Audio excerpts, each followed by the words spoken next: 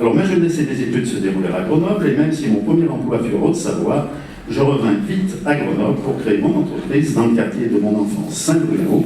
Mes parents y résidèrent toujours et ma mère, hélas, y éteint l'an dernier, à l'âge de 97 ans, après y avoir vécu pendant 77 ans. Donc j'ai vu tous les développements de Grenoble.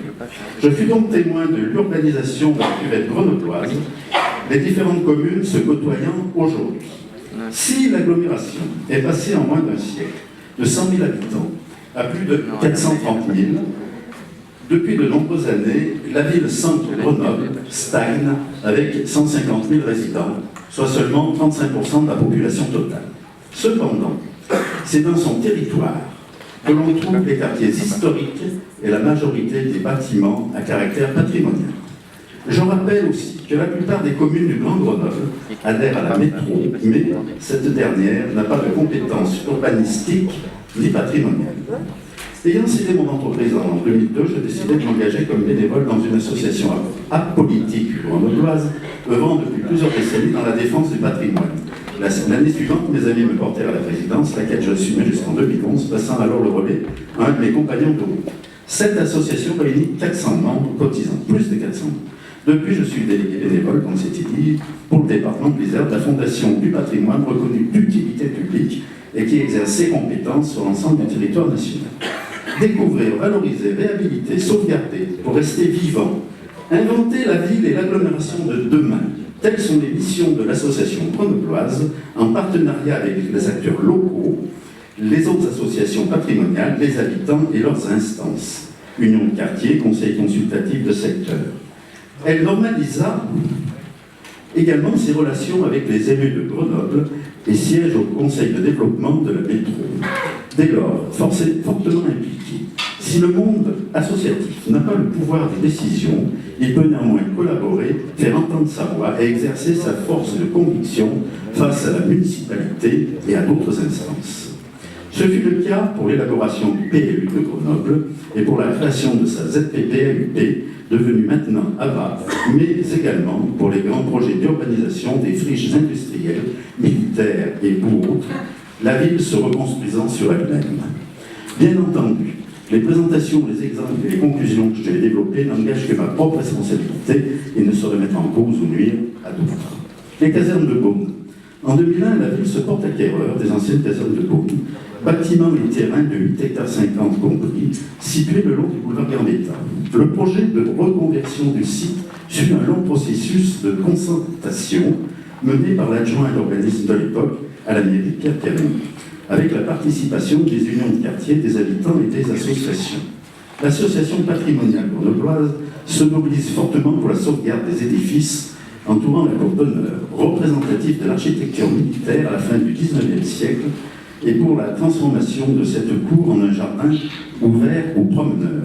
La bataille fut très rude, car l'idée de départ de la municipalité était de tout raser, faisant fi de ce patrimoine, et nous proposa seulement qu'une stèle soit posée, rappelant que de nombreux résistants furent martyrisés en ces lieux, pendant la dernière guerre par la Gestapo.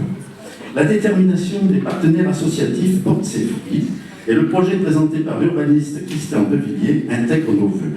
Ainsi, un écoquartier articulé autour d'une place centrale et des 3 bâtiments patrimoniaux réhabilités.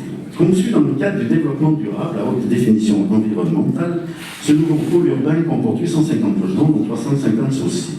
Doté de tous les services, il se rattache parfaitement au centre-ville. La municipalité est très fière de cette réalisation, qui aurait été bien différente sans la volonté des acteurs sociaux.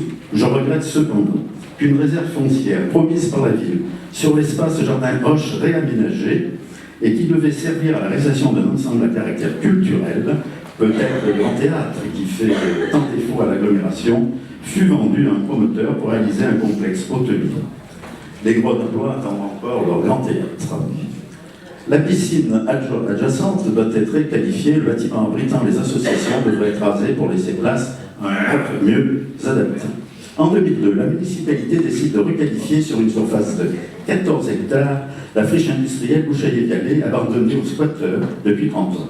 L'association patrimoniale de Grenoble demande la sauvegarde d'un maximum de halles et d'ateliers réalisé par l'entreprise Eiffel à la fin du XIXe siècle. Malgré le sacrifice de la grande halle, les discussions avec les élus aboutiraient à la conservation du grand portail de l'usine, la réhabilitation et la réutilisation de la petite halle Eiffel. Nous avons pu obtenir également, avec d'autres partenaires sociaux, la rénovation de la halle abritant le Centre national des arts contemporains et l'agrandissement du square situé sur le cours Beria, endroit où furent fusillés de jeunes grenoblois par les Allemands lors de la dernière guerre, en représailles aux actions menées par la résistance. Les terrains étant très rares à Grenoble et la demande en logement très forte, les promoteurs immobiliers sont à l'affût du moindre coin pour raser l'existant et bétonner en densifiant souvent en des lieux où les espaces verts sont peu nombreux. Nous voyons toutes les maisons-villas de caractère datant du début du XXe disparaître, particulièrement le long du cours Jean Jaurès. Il en est de même dans le quartier Chaurier, Saint-Bruno-Beria. Il s'en fallut de peu que ce soit le sort réservé à la maison Joyard rue Nicolas-Chaurier. À l'origine, cette maison datant du début du XXe siècle pour enfermer les bureaux de l'usine Joyard mitoyenne, démolie dans les années 1960 pour laisser la place à la piscine du même nom, qui est fermée déjà depuis 2 ans et dont les travaux de mise en conformité prennent du retard. Émile Romanet, ce grand oublié de l'histoire, ainsi que le rappelle le journaliste Paul Dreyfus dans son ouvrage paru en 1965, écrit les allocations familiales au début des années 1900. Qui s'en souvient? Le dernier occupant de ces lieux, l'association La Folle, en déficit d'exploitation, fut contrainte de vendre ce bien à un promoteur immobilier qui décida de raser cette maison chargée d'histoire. Pour faciliter cette opération, la municipalité déclassa, lors d'une réunion du conseil municipal, le degré de protection de la bâtisse. Les habitants, emmenés par un militant très attaché au patrimoine de son quartier, mais également par l'union du quartier Centre-Gare, alertèrent l'association patrimoniale grenobloise. Dès lors, l'action de sauvetage se mit en route. Pétition, formation d'un collectif associatif. Le Conseil général décerna à cette maison le label Patrimoine en Isère pour son caractère architectural et pour ses vitraux très rares représentant des conduites forcées. Devant cette levée de bouclier, la municipalité recula et donna le degré de protection nécessaire pour la non-démolition de l'édifice. Le promoteur dut revoir ses plans, faire des appartements dans la bâtisse en préservant les éléments patrimoniaux et diminuer le nombre d'étages prévus dans l'immeuble qui put le réaliser sur le terrain adjacent. Le quartier Jean Massé subit également de grands bouleversements.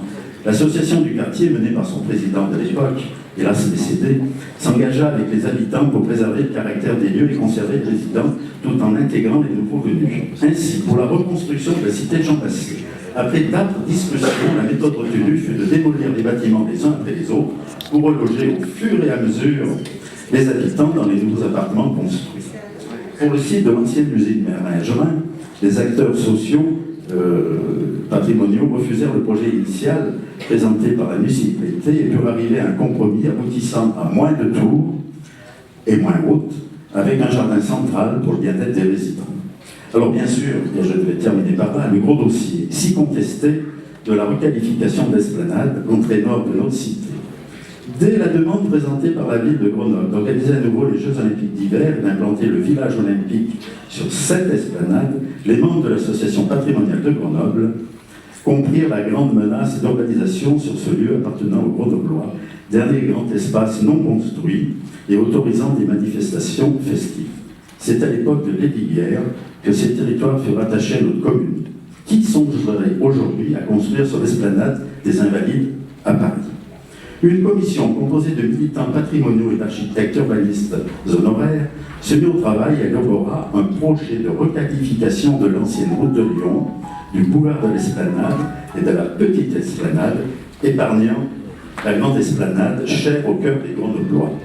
Hélas, ces études ne furent pas entendues et l'architecte nommé par la ville, M. de Tozanparc, non grenoblois, n'eut certainement pas connaissance de notre projet.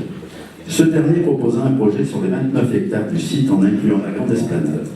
On ne peut pas parler de concertation préalable pour ce projet avec les élus. Oui, il y a eu de nombreuses réunions de présentation, mais d'un projet qui était presque figé, avec des discussions et des partenaires sociaux et patrimoniaux. Mais le consensus n'est pas au rendez-vous.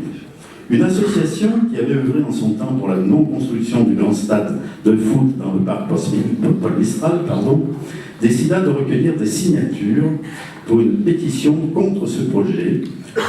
Bien sûr, le monde du patrimoine apporta son soutien. Actuellement, cette pétition a recueilli plus de 24 000 signatures de personnes majeures, dont plus de 12 000 habitants de Grenoble. Certes, la décision finale reviendra aux élus, c'est normal, mais en 2013, une municipalité peut-elle passer en force ? Nos élus doivent être à l'écoute de leurs électeurs. Je suis convaincu qu'une grande concertation préalable pour ce projet, comme par exemple pour celle qui s'est passée pour les casernes de Beaune, aurait pu aboutir à un projet consensuel et aurait facilité la mission de l'architecte. Je vous remercie.